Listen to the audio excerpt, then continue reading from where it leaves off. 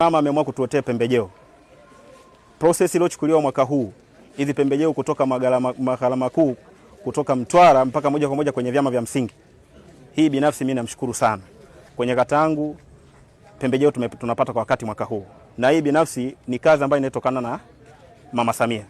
Na niendelee kuipongeza serikali. Nishukuru na iendelee kusimamia ili kimkulima apate dawa ili aweze kupuliza kwa wakati. Lakini chengine bado naendelea kuipongeza.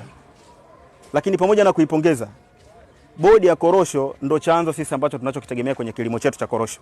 Lakini wao wenyewe manaki wakistiki vizuri, wakisimama vizuri kwenye wakulima wa Mtwara au wakulima wa Tandaimba au wakulima wa kata hii ya Mkoreha, tutazalisha mazao makubwa na serikali itapata tija kubwa. Kwanza tunashukuru serikali kwa mfumo huu wa ruzuku. Yaani tunataka uendelee kwa sababu wanazidi kutusimua sisi tuzalishe korosho na korosho bado tunajitahidi kuizalisha. Kwa mwaka huu mantiki ya serikali ya kutuchukulia dawa kutoka kabisa bandarini Mtwara na kuleta kwenye AMCOS husika. Ili kwanza sisi ndio tunayolilia, wakulima wote tunalilia hilo swali liendelee. Kwa sababu sisi lengo letu kwanza hizi dawa zifike kuanzia mwezi wa 3. Tunapokuja kuzipata mwezi wa 3, tunaamini kama ni serikali imetujali. Lakini hawajatukosea hata wakileta mwezi wa 5, lakini kilo yetu zaidi tuipate kuanzia mwezi wa 3. Tukipata mwezi wa 3 mtu unafanya kazi yako ya palizi ukiwa na uhakika dawa zipo ndani.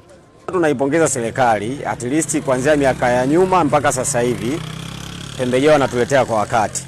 Kwa mfano kama mwaka huu wametuletea huu hapa mwezi wa 4 huu. Yaani at least wamechelewa kwenye kugawa angalau hata kuanzia tarehe 10 ya mwezi wa 5 iwe tayari mkulima shapata pembejeo. Tunaipongeza kwa mwaka huu kwa sababu hili jambo wameliona nalo. Kutoa mzigo maghala makuu kuleta moja kwa moja kwenye AMCOS, hili nalo pongezi kwao. Na tunaomba swala hili hapo walifanyie kazi kama serikali na lifike moja kwa moja kwa walengwa.